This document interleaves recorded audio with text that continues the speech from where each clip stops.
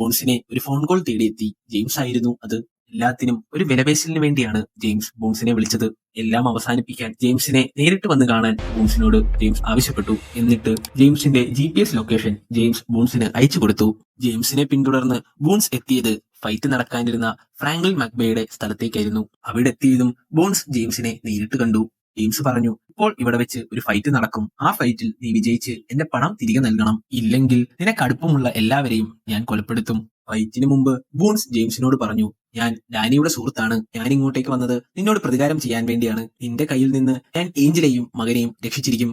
അത് കേട്ടതും ജെയിംസിന് വലിയ ദേഷ്യം വന്നു. ഡാനിയെ താൻ കുടുക്കിയതും ഏഞ്ചലയോടും ഡാനിയോടുമെല്ലാം താൻ ചെയ്തതുമെല്ലാം വലിയ കാര്യത്തിൽ ജെയിംസ് പറഞ്ഞു. എന്നാൽ ജെയിംസ് അറിയാതെ ഇതെല്ലാം ബോൺസ് തന്റെ സാറ്റലൈറ്റ് ഫോണിൽ റെക്കോർഡ് ചെയ്യുന്നുണ്ടായിരുന്നു. ഉടനടി അതെല്ലാം പിൻബോളിന് അയച്ചു കൊടുക്കുകയും ചെയ്തു. പിൻബോൾ അപ്പോൾ തന്നെ ആ വീഡിയോ ക്ലിപ്സ് എല്ലാം പോലീസിന് കൈമാറി. വൈകാതെ ഫൈറ്റർ പ്രൈസ് അങ്ങോട്ടേക്ക് വന്നു ചേർന്നു. ജെയിംസിന്റെ ഭീഷണി കാരണം എന്തായാലും ഫൈറ്റിനിറങ്ങാൻ ബോൺസ് തീരുമാനിച്ചു.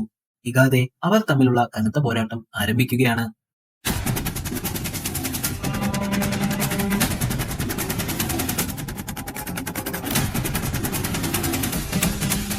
ഒരു ഘട്ടത്തിൽ തന്റെ മികച്ച ലോക്കിംഗ് ടെക്നിക്ക് കൊണ്ട് പ്രൈസിനെ അനങ്ങാൻ പറ്റാത്ത രീതിയിൽ ബോൺസ് ആക്കി തീർത്തു.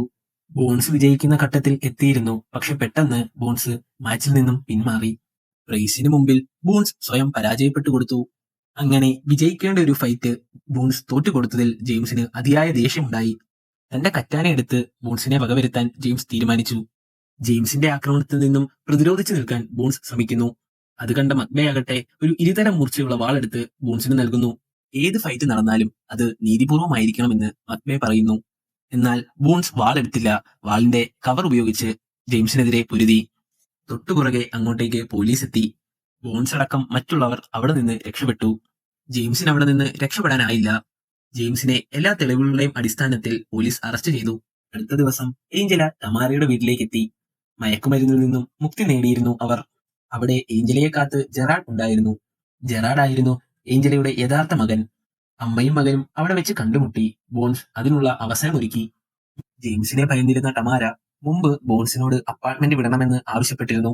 എന്നാൽ ഇപ്പോൾ ഇവിടെ തുടരണമെന്നും ആവശ്യപ്പെടുന്നു. എന്നാൽ അത് വേണ്ട എന്ന് ബോൺസ് പറയുന്നു. താൻ ഇവിടെ തുടർന്നാൽ അത് നിങ്ങൾക്ക് അപകടമാണെന്ന് ബോൺസ് പറഞ്ഞു. വളരെ വേദനയോടെ ടമാര ബോൺസ് പോകുന്നത് നോക്കി നിന്നു. തന്റെ മകനെ തന്നിലേക്ക് തിരിച്ചേൽപ്പിച്ച ബോൺസിന് നന്ദി പറയുന്നു ഏഞ്ചല. ബോൺസിനെ ഫൈറ്റിംഗ് അറീനയിലേക്ക് വീണ്ടും ക്ഷണിക്കുകയാണ് പിൻബോൾ. എന്നാൽ താൻ ഇനി ഫൈറ്റിംഗ് അറീനയിലേക്കില്ല എന്ന് ബോൺസ് പറയുന്നു. അവിടെ നിന്ന് തന്റെ പുതിയ ലക്ഷ്യങ്ങളിലേക്ക് നടന്നു നീങ്ങുകയാണ് ബോൺസ്.